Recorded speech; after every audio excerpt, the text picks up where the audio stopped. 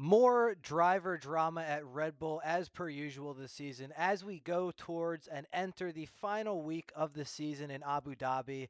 It seems clear now that Sergio Perez's fate rests in the hands of a single meeting that will take place after the Abu Dhabi Grand Prix, and they've made it very clear that after the checkered flag in Abu Dhabi, anything could really happen as far as his future. So we're here to go over some of those headlines. We're here to go over F2 driver and contender for the championship, actually, Isack Hadjar, who's a point behind or a half point behind Gabriel Bortoleto in the F2 championship. They're racing in Abu Dhabi as well this weekend. He, in a press conference, kind of hinted to the fact that he might be moving up to a VCARB spot.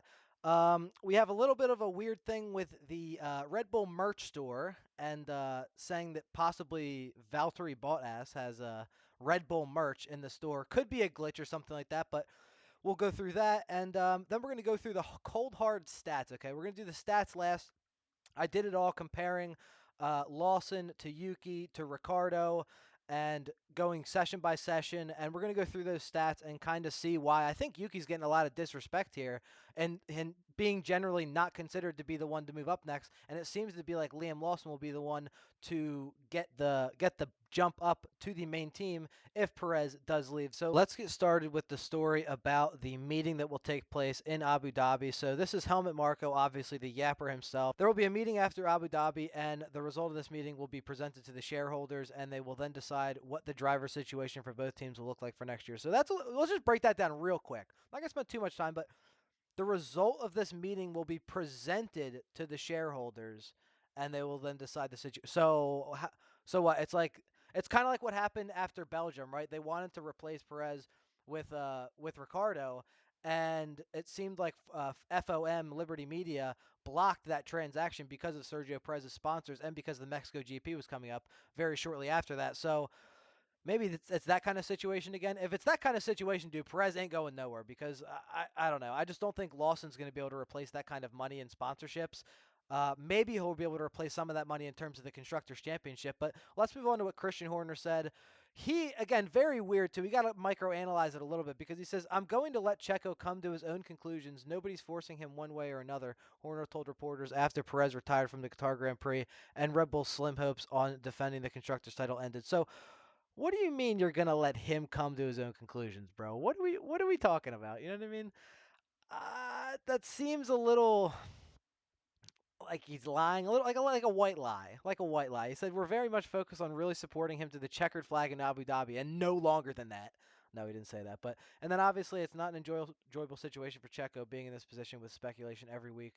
Yeah, but that's what happens when you're we're gonna go over the stats for him too when you're fucking P18 and shit like that, dude. That's exactly what you deserve. So he's old enough and wise enough to know what his situation is, and yeah, let's see where we are after Abu Dhabi. That to me says we can't say that Checo's washed and can't take this spot anymore, but we're gonna have to let him come to that conclusion on his own. Which, if you remember back when the rumors were around in Belgium, um, he came back with that Wolf of Wall Street meme, like I'm not going anywhere or whatever. And he's done nothing since then. Done fucking nothing since then. So that's obviously annoying. But let's move on to his possible replacements. First, we'll start with this clip from Isack Hadjar in the F2. I believe this is the post-race press conference, and I think he got second last race as well. So let's hear what he has to Their say. F1 future confirmed. Do you feel that you are deserving that spot as well, and do you feel ready for it? I mean, he is a reserve driver already, so he's not got less than me. I mean, He really doesn't want to answer this. there's obviously confirmed and yet to be confirmed, right? So obviously I can't tell.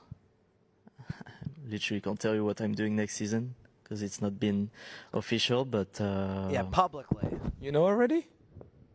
should I? If I say I know, then maybe you guys know what's going on. So Shit. Clear. No one of us have the pressure of the last round anymore. Good. And obviously Bortoleto there is the one that he's fighting in the final race here for the championship, and he's saying, yeah, you don't have any pressure for this last round anymore because you already know what's going to happen. No, nothing He more doesn't than want to that. answer.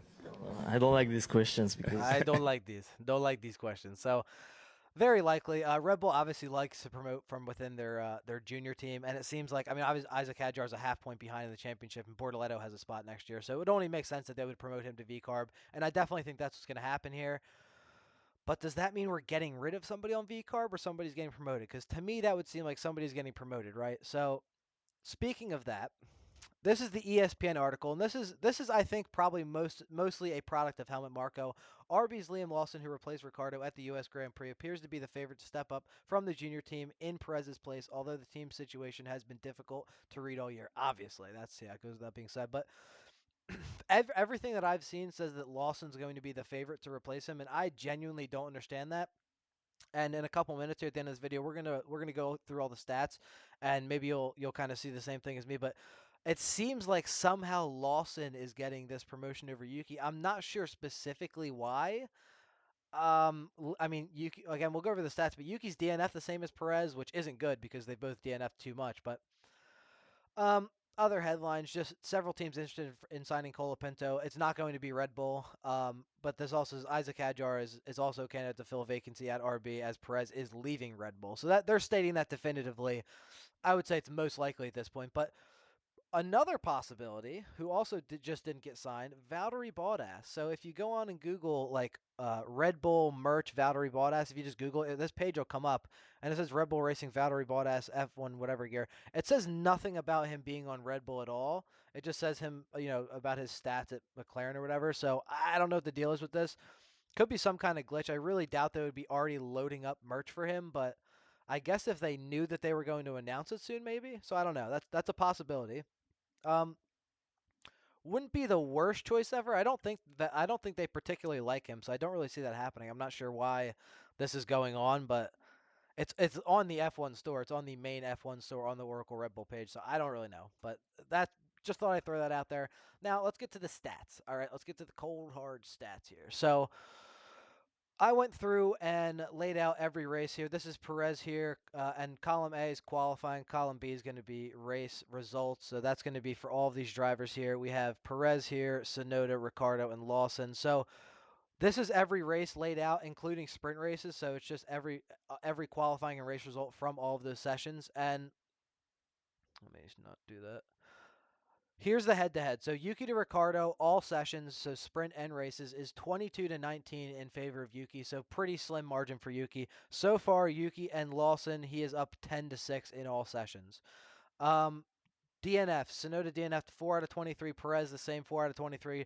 Ricciardo 2 out of 18, so slightly lower, but if he would have been in some of those other races that are wet or whatever, maybe he would have as well. And Lawson so far, even in some tough races, 0 for 5. So maybe that's what they like, because they have to consider they can't have somebody like Perez crashing away their entire budget every year, because then they can't develop throughout the rest of the season like we saw this year, because Perez crashed $2 million worth of damage in the first couple of races. So maybe that's what they're taking into consideration, the consistency. I know they've said over and over again that they need two people to place in the points every weekend, and I mean that's a given, right? But I understand what they're saying, because the 200+ point gap from Verstappen to Perez has cost them tens of millions of dollars in the constructors championship. And at a certain point, I'm assuming their proposal is going to say that the crash damage that hampers the budget and the potential winnings from being able to develop the car doesn't, and everything else, and losing the money in the constructors as well as the crash damage, those two things does not outweigh the sponsorship money that he's bringing in, comparatively speaking, to somebody else. And they could probably bring in more, enough sponsors without him to offset that, and it to just make more sense to at least have a better performing team and not be so mismatched between your two drivers. Qualifying between Yuki and Ricciardo was 13-8. So again, pretty close, but Yuki with a solid advantage. And so far between Yuki and Lawson, 6-2. So other than the DNFs and the net positions here we're going to go over, I don't really see what the issue is. Net position is just going to be the difference between the qualifying and the race, again, between every session. Yuki's -12 this year. Ricciardo in his 18 races, 18 races was +15. And Lawson so far is -7. So it isn't necessarily a good thing if Ricciardo is +15, because maybe that just means he qualifies like shit and then performs better because the car's better over the course of the race. You know what I mean? So Yuki has the qualifying advantage over both of them. So typically, if you're going to be faster in qualifying, you're going to be a little bit slower during the race because maybe you overperform over your car. You know what I mean? And then over the course of all those laps, you lose a position. So I don't know. Let me know what you guys think. I don't see how Yuki's not the favorite to get promoted. And I get if I had to lay it on something, it has to be the DNFs. It has to be the DNFs, and then just I guess maybe the consistency. Um, Maybe the temper. I can't imagine that like the temper's a thing though. Honestly, I mean, who doesn't have a temper, right? I can't imagine that's an issue unless he's like really bad, like out off the radio and you just don't hear it. But I just don't see how he's not the favorite to get moved up. It's not like he's not coming through the junior team too. I just don't get what the hesitation would be. I don't know. I, I don't know. Maybe the car setup would have to be too, the setup would have to be too different between him and Verstappen. I don't know. I don't know. I personally think it's just because Helmut Marko and Horner, they like Lawson more, and honestly, I think they like Ricardo more. I think they prefer to have Ricardo back, but I think that ship might have sailed at this point. Valtteri Bottas would be a decent option. I mean, he's solid, probably could provide really good feedback, and would be a great number two for Max. Obviously, would probably do better than Perez, to be honest, and would also just be more supportive because he's doing better, and also because he knows he's a number two, and not like a Liam Lawson where he's going to want to prove himself against the best, right? So. I don't know. That's it. A lot of moving pieces here. There's a lot of options too. So hopefully Checo gets the fuck out because he's really ruined the end of the season here. Ruined their chances in the constructors, even with Max carrying them so much. But that's gonna do it. Like the video, if you like the video, subscribe. I'll be back with my prediction for Abu Dhabi coming up. Peace.